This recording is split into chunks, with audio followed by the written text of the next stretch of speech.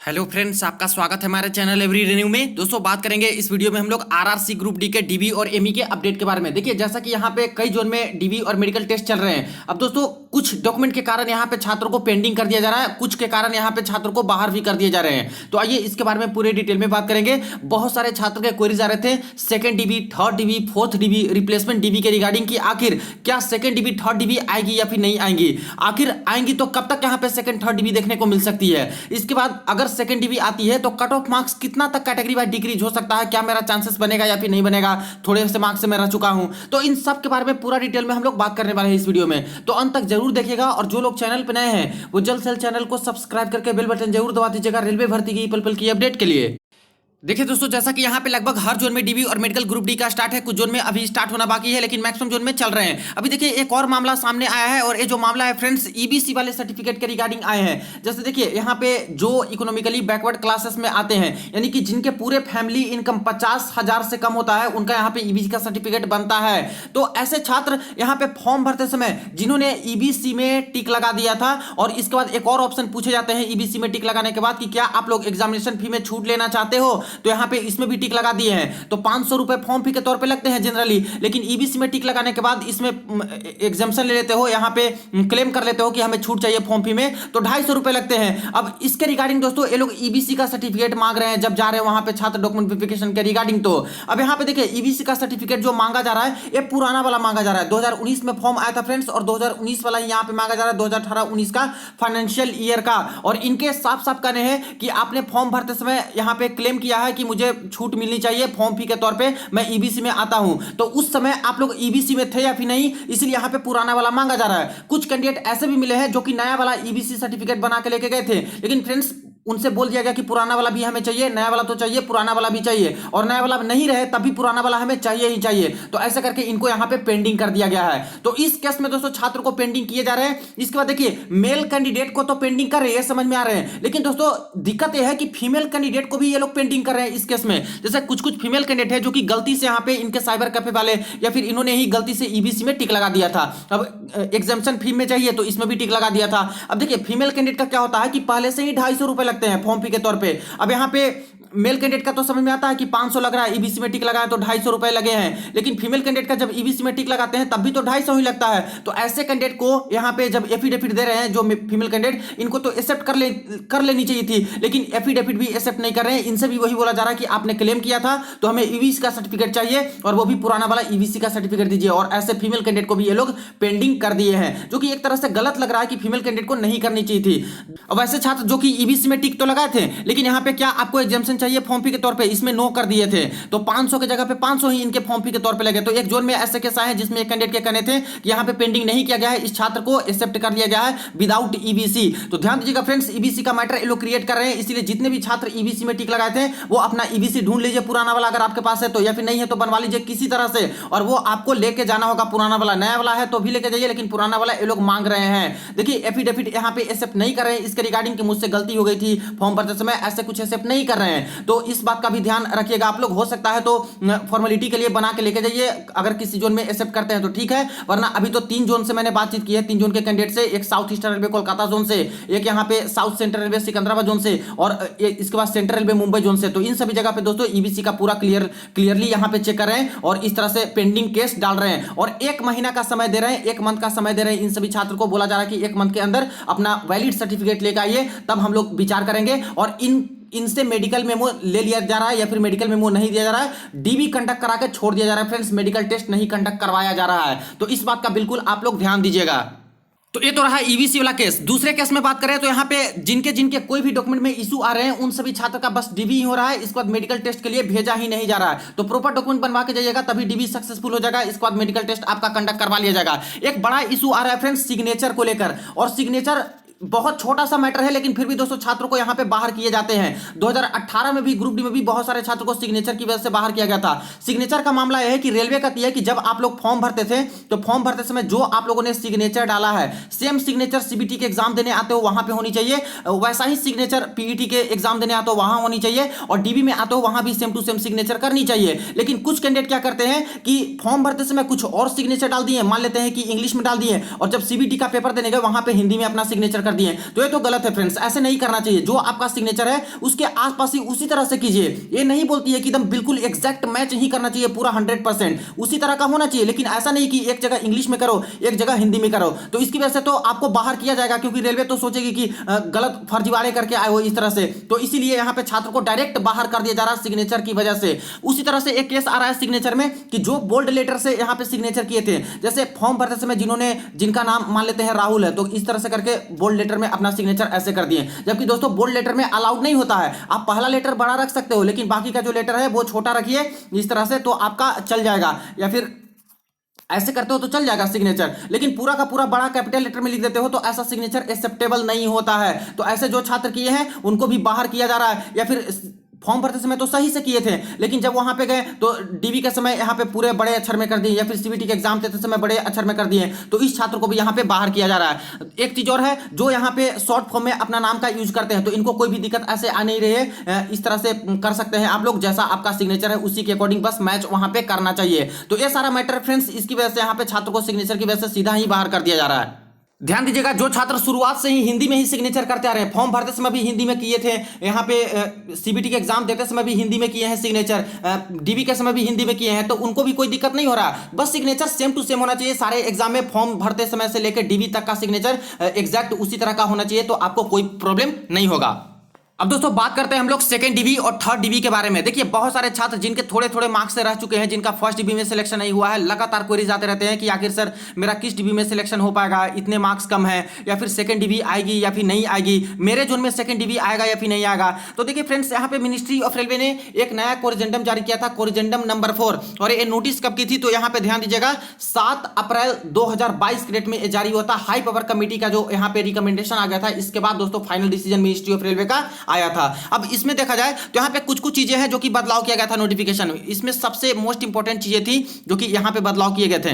देखिए इस वाले सेक्शन में पैरा नंबर 14.3 आपके नोटिफिकेशन में है। इसमें बोला गया था कि पहले ए पढ़ा जाता था, अब ए पढ़ा जाएगा। अब इसमें बोल दिया गया था in case of shortfall in empanelment, यानी मान लेते हैं कि किसी जोन में 9000 वैकेंसी है और यहाँ पे डीबी और मेडिकल हो जाने के बाद टोटल 9000 का 9000 नहीं मिले, तो ये क्या हो गया, ये शॉर्टफॉल हो गया। मान लेते हैं कि 8000 ही मिले, तो 1000 तो नहीं मिले, तो ये 1000 शॉर्टफॉल हो गई। तो बोला गया है कि empanelment of candidate in case of shortfall of empanelment, अगर शॉर्टफॉल हो जाती है कितने भी वैकेंसी का और अदर एक्सीजेंसी या फिर कुछ और कारण हो सकता है, RRB RRC reserve the right to utilize the candidate down the merit list if required, यानी आरआरबी आरआरसी को यह अधिकार दिया गया है कि वो मेरिट को नीचे कर दे, यानी कि कट ऑफ मार्क्स को डिक्रीज कर दे, कम कर दे, और इसके बाद required as per the merit and option of the candidate. This however will not confer any vested right on such candidate to be considered for appointment, यानी मेरिट को down करके और छात्र का सिलेक्शन एलो कर ले। तो देखिए जैसे ही यहाँ पे फर्स्ट डीबी होंगी तो जाहिर सी बात है कि बहुत सारे केसेस होते हैं फर्स्ट डीबी के दौरान, जैसे एब्सेंटिज्म का भी केस अभी आ रहा है फ्रेंड्स। लगभग 4 से लेकर 5% के आसपास छात्र हैं जो कि एब्सेंट होते ही होते हैं, क्योंकि कई जगह पे दूसरे जगह पे भी छात्र के जॉब लगते हैं। तो ऐसे केस में छात्र क्यों जाएंगे यहाँ पे डीबी कंडक्ट कराने। कई सारे छात्र का एनटीपीसी में हुआ है, लेवल 6 में, लेवल 5 में, लेवल 4 में, लेवल 3 में, लेवल 2 में, तो आखिर वहीं पे जाएंगे, किसी एक ही जगह पे जॉब करेंगे। तो ऐसे छात्र एब्सेंट भी हो रहे हैं, तो एब्सेंट भी होते हैं। इसके बाद देखिए कि डॉक्यूमेंट का जो इशू होता है उसकी वजह से भी छात्र को पेंडिंग किया जाता है, पेंडिंग के बाद भी डॉक्यूमेंट नहीं देते हैं तो इनको बाहर कर दिया जाता है। सिग्नेचर वाला इशू होता है फ्रेंड्स, इसकी वजह से बाहर किया जाता है। सर्टिफिकेट का इशू होता है, इसकी वजह से बाहर किया जाते हैं। तो इसमें भी लगभग 5% के आसपास छात्र बाहर हो ही जा रहे हैं, और अभी पेंडिंग वाला केस बहुत चल रहा है फ्रेंड्स। लगभग हर जोन से इस तरह से मेरे पास मेल आ रहे हैं कि सर मुझे पेंडिंग कर दिया इस कारण से, इस कारण से। इसी तरह से मेडिकल स्टैंडर्ड भी यहाँ पे ठीक ठाक ही रहता है, मेडिकल भी ठीक लिया जाता है, जिसकी वजह से लगभग 5% के आसपास छात्र जो कि मेडिकल में भी अनफिट होते हैं। तो जाहिर सी बात है कि फर्स्ट डीबी में बुलाएंगे तो काफी सारे छात्र हैं जो कि नहीं मिल पाएंगे इस तरह से, जो बाहर होंगे। तो वो सारी सीटें पे दोस्तों इनको सेकंड डीबी निकालनी होगी, कट ऑफ मार्क्स को कम कर देंगे। इसलिए इन्होंने पहले ही बोल दिया है, क्लैरिफिकेशन दे दिया है कि अगर यहाँ पे शॉर्टफॉल होता है, कैंडिडेट नहीं मिल पाते हैं, तो मेरिट को नीचे कर देंगे, कट ऑफ मार्क्स को कम करके यहाँ पे सेकंड, थर्ड, फोर्थ, फिफ्थ इस तरह से डीबी निकालेंगे। इसलिए किसी भी 16 आरआरसी जोन के, कोई भी आरआरसी जोन के छात्र हो, बिल्कुल क्लियर रहिए, सभी आरआरसी जोन में दोस्तों सेकंड डीबी आएगी, थर्ड डीबी आएगी, फोर्थ डीबी आएगी। जिस तरह से जरूरत पड़ेगी इनको, उसके according second, third, fourth dB यहाँ पे कट ऑफ मार्क्स कम करके निकालेंगे। अब दोस्तों एक चीज और समझिएगा, ये जो second dB, third dB, fourth dB ये सब आएगी, ये लगातार आपके आते रहेंगे। जैसे फर्स्ट डीबी जैसे ही कंप्लीट हुआ, इसका पैनल लिस्ट आया, इसके बाद सेकंड डीबी आ जाएगा, फिर सेकंड डीबी होगा, उसमें भी सीटें खाली रहेंगी तो फिर से इनके पैनल आएंगे सेकंड डीबी वाले, इसके बाद यहाँ पे फिर शॉर्टफॉल होंगे तो फिर से थर्ड डीबी आ जाएगा, फोर्थ डीबी आएगा, ये लगातार आपके चलते रहेंगे। लेकिन फ्रेंड्स इसके अलावा भी एक डीबी होती है जो कि होती है रिप्लेसमेंट डीबी। और ये रिप्लेसमेंट डीबी कब आती है, तो जैसे मान लेते हैं कि कोई छात्र का यहाँ पे डीबी हो गया है, मेडिकल हो गया, इनका नाम पैनल लिस्ट में आ गया, फाइनल हो गया, लेकिन ये छात्र ज्वाइन करने ही नहीं जाते हैं, या फिर छात्र ने ज्वाइन तो कर लिया लेकिन इनको लगा कि मुझे जॉब छोड़ देनी चाहिए तो जॉब को छोड़ दिया, या फिर रिजाइन कर दिया, या फिर कहीं और पे जॉब लग गए तब यहाँ पे रिजाइन कर दिए, या फिर किसी कारणवश से आकस्मिक इनकी मृत्यु हो जाती है यहाँ पे जॉब के दौरान ही। तो ऐसे केस में जितनी भी सीटें खाली रहती है उसको दोस्तों 1 साल के अंदर अंदर यहाँ पे भरना होता है, और उस 1 साल के बाद आती है फर्स्ट रिप्लेसमेंट डीबी। तो 1 साल वेट करना होगा इस रिप्लेसमेंट डीबी के लिए, तो इसमें थोड़ा समय लगता है। तो सेकंड, थर्ड, फोर्थ डीबी तो लगातार आपके आते रहेंगे इस तरह से, लेकिन रिप्लेसमेंट डीबी भी बाद में आती है, जो जॉब छोड़ के चले गए, जो रिजाइन मार के चले गए, जो यहाँ पे ज्वाइन नहीं किए, इसके बेसिस पे जितना सीट खाली रहेगा आपका रिप्लेसमेंट डीबी आएगा। इसमें फिर से कट ऑफ मार्क्स कम हो जाएंगे और सारे छात्र को मौका मिल जाता है दोस्तों, आपके डीबी में बुलाए जाते हैं, उनको जॉब मिलती है। अब रिप्लेसमेंट डीबी में बात करें कि आखिर कितने सारे छात्र का रिप्लेसमेंट डीबी आ सकता है, तो 2018 के डेटा के अकॉर्डिंग बात करें तो यहाँ पे दोस्तों रिप्लेसमेंट फर्स्ट डीबी आई थी, लगभग 400 छात्र यहाँ पे जॉब छोड़े थे या फिर यहाँ पे रिजाइन मारे थे, ऐसे केस वाले थे, और खास करके ट्रैक मेंटेनर वाली पोस्ट पे ही ज्यादातर केस ऐसे मिलते हैं। तो यहाँ पे देखिए कि 400 के आसपास का फिर से यहाँ पे रिप्लेसमेंट डीबी आया था। इसके बाद देखिए सेकंड रिप्लेसमेंट डीबी आया, थर्ड रिप्लेसमेंट डीबी भी कुछ जोन में आए हैं, लगभग यहाँ पे 300 के पोस्ट पे, 200 के पोस्ट पे, तो काफी सारे बाद में भी 200 सिलेक्शन होते हैं, लेकिन इसमें थोड़ा सा एक्स्ट्रा समय लग जाता है। तो चलिए यहां तक तो क्लियर हो गया। अब बात करते हैं कि आखिर जब सेकंड डीबी आएंगी तो आखिर कट ऑफ मार्क्स कितना डिक्रीज हो सकता है, कट ऑफ कितना कम हो सकता है। तो देखिए फ्रेंड्स, कट ऑफ कितना कम हो सकता है ये टोटली डिपेंड करेगा आपके जोन की कंडीशन पे, क्योंकि हर आरआरसी जोन में अलग अलग वैकेंसी टेबल है, कहीं पे बहुत ज्यादा वैकेंसी है, कहीं पे बहुत कम है। अब जहां पे ज्यादा वैकेंसी रहेगा वहां पे चांसेस भी ऐसा रहेगा कि ज्यादातर छात्र यहाँ पे इस तरह के केस वाले मिले जो कि यहाँ पे शॉर्टफॉल होते हैं, और ज्यादातर सीटें रहेंगी तो उस पर ज्यादा कट ऑफ मार्क्स डिक्रीज होंगे, ज्यादा छात्रों को मौका मिलेगा। वहीं किसी जोन में कम वैकेंसी है तो उसके बेसिस पे ही कम कम छात्र इनको मिलेंगे शॉर्टफॉल वाले, तो उसी के बेसिस पे कट ऑफ मार्क्स कम किए जाएंगे कैटेगरी वाइज। तो ये डिपेंड करेगा आपके जोन पे। और दूसरी चीज भी है कि आपके जोन में कितने छात्र हैं जो कि एब्सेंट हो रहे हैं, आपके जोन में कितने छात्र मेडिकल अनफिट हो रहे हैं, आपके जोन में कितने छात्र का डॉक्यूमेंट का इशू हुआ है, इन सबको भी देखा जाएगा। और इसके बाद कैटेगरी पे भी डिपेंड करेगा कि आखिर आपके जोन में यूआर कैटेगरी वाले कितने जॉब नहीं लिए, या फिर इस तरह के केस बनी कि शॉर्टफॉल हो गए, ओबीसी वाले कितने शॉर्टफॉल हो गए, एससी वाले कितने वैकेंसी शॉर्टफॉल हो गई, एसटी वाले कितने शॉर्टफॉल हो गई, ईडब्ल्यूएस वाले कितने शॉर्टफॉल हो गई। तो टोटली दोस्तों आपके जोन वाइज ही डिपेंड करेगा, तो हर जोन का अलग अलग केस रहेगा यहाँ पे कट ऑफ मार्क्स डिक्रीज होने का। अब एक कॉमन हम लोग बात करते हैं, तो देखिए लगभग मैंने बताया कि जो यहाँ पे छात्र एब्सेंट होते हैं, तो एब्सेंट होने का तो कई कारण है। एनटीपीसी का ही भर्ती चल रहा है फ्रेंड्स, इसमें कई सारे छात्र का सिलेक्शन हुआ होगा लेवल 6 से लेकर लेवल 2 तक के पोस्ट का। अब लेवल 6, लेवल 5, लेवल 3, लेवल 2 का जो पोस्ट है काफी अच्छा माना जाता है, तो जिनका सिलेक्शन इधर हो जाएगा तो क्यों यहाँ पे लेवल 1 ग्रुप डी के पोस्ट में आएंगे, नहीं आएंगे। तो ऐसे छात्र का अगर यहाँ पे डीबी में नाम आया भी होगा और डीबी मेडिकल कंडक्ट भी करा लेते हैं, तभी दोस्तों ये लोग तो बाद में इनका पैनल में नाम आएगा तो ज्वाइन नहीं करेंगे, या फिर अगर यहाँ पे लेवल 2, लेवल 3 ये सब में हो गया है तो एब्सेंट हो जाएंगे, डीबी देने ही नहीं जाएंगे, मेडिकल टेस्ट देने नहीं जाएंगे, तो ये एब्सेंटेज वाले केस होंगे। तो यहाँ पे सीटें खाली रहती है, और करीब करीब 5% के आसपास सीटें दोस्तों एब्सेंटेज वाले केस से खाली रहती हैं। इसका डॉक्यूमेंट का इशू मैंने बताया कि डॉक्यूमेंट में यहाँ पे सिग्नेचर वाला मिसमैच, बायोमेट्रिक मिसमैच में यहाँ पे देखिए कि बहुत सारे केसेस आते हैं, लेकिन इसमें दोस्तों जो जेन्युइन कैंडिडेट हैं उनको कोई भी प्रॉब्लम नहीं होती है, बाईपास करा के भी गए हैं, सीबीटी के एग्जाम में पीटी के दौरान भी बाईपास हुआ है, तो डीबी के दौरान भी इनको यहाँ पे एक डिक्लेरेशन भरवा लिया जाता है और इनको कोई प्रॉब्लम नहीं होती है। लेकिन जो फर्जीवाड़े वाले केस वाले छात्र रहते हैं वो तो फंसते ही फंसते हैं, तो ऐसे केस में भी कुछ छात्र बाहर होते ही हैं। इसके बाद देखिए कि सिग्नेचर वाला मैटर बता दिया आपको। इसके बाद यहाँ पे और भी डॉक्यूमेंट का इशू होता है, कास्ट सर्टिफिकेट का इशू होता है, सर्टिफिकेट में जिनके डेट ऑफ इशू नहीं मेंशन रहते हैं, या फिर फॉर्म भरने के बाद उनको सर्टिफिकेट मिली है, तो ऐसे केस में लगभग 5% के आसपास छात्र हैं जो कि डॉक्यूमेंट प्रॉपर न देने के कारण से भी बाहर होते हैं। इसी तरह से मेडिकल टेस्ट जो लिया जाता है उसमें भी काफी सारे छात्र हैं जो कि मेडिकल टेस्ट में अनफिट होते ही होते हैं, तो 5% मान के चले तो लगभग वो यहाँ पे टोटल में आके 15% के आसपास हो रहा है। 15% न भी माने 12% भी मान के चल सकते हैं। तो अगर केस लेते हैं कि कोई जोन में यहाँ पे 10,000 वैकेंसी है, अब 10,000 वैकेंसी है तो कुछ जो सीटें हैं जो कि एक अप्रेंटिस वाले को मिले होंगे, कुछ यहाँ पे एक सर्विसमैन को मिले होंगे, कुछ सीसीए वाले को मिले होंगे, और मान के चलते हैं कि यहाँ पे 2000 के आसपास सीटें इस तरह के केस वाले छात्र को मिले हैं, तो 8000 नॉर्मल छात्र की वैकेंसी लगभग बची, और इस 8000 पे अगर 12% निकालते हैं तो वही 950 के आसपास दोस्तों आता है, यानी कि 950 के आसपास शॉर्टफॉल हो सकती है। और ये दोस्तों 950 शॉर्टफॉल होगी, इसमें हर कैटेगरी वाले छात्र रहेंगे, यूआर वाले भी कुछ रहेंगे, एससी वाले, एसटी वाले, ईडब्ल्यूएस वाले छात्र रहेंगे, और इसी में से डिवाइड होकर दोस्तों आपके कट ऑफ मार्क्स डिक्रीज होंगे कि आखिर किस कम्युनिटी से कितना कितना शॉर्टफॉल है, उसके बेसिस पे कट ऑफ डिक्रीज होगा।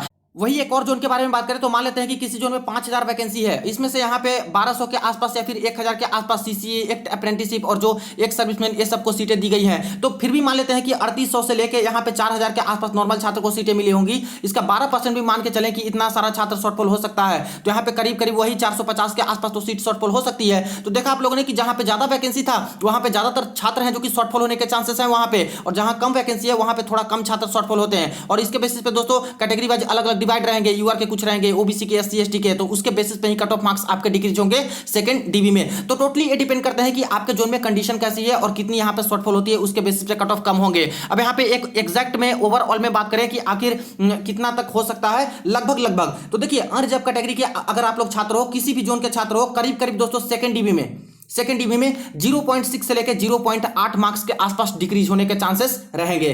तो थोड़े बहुत मार्क्स से रह चुके हो, 0.6 0.8 मार्क्स से अभी शॉर्टफॉल हो, तो यहाँ पे चांसेस है फ्रेंड कि सेकंड डीबी में आपके सिलेक्शन हो सकते हैं। अगर सेकंड डीबी में बच जाते हो तो ऐसे केस में थर्ड डीबी जब होगा तो उसमें और कट ऑफ कम होगा, उसमें आपके सिलेक्शन होने के चांसेस रहेंगे। अगर और कम मार्क्स है तो fourth dB, fifth dB, six dB ऐसे आएंगे, तब आपके सिलेक्शन होने के चांसेस रहेंगे। कई जोन तो ऐसे हैं फ्रेंड जहां पे 14-15 डीबी तक ये लोग कंडक्ट करवाते हैं, और 14-15 डीबी कंडक्ट कराने के बावजूद भी रिप्लेसमेंट डीबी 1, रिप्लेसमेंट डीबी 2, 3 इस तरह से करके आते ही रहते हैं। तो इस तरह से चांसेस अभी बनेगा आपका।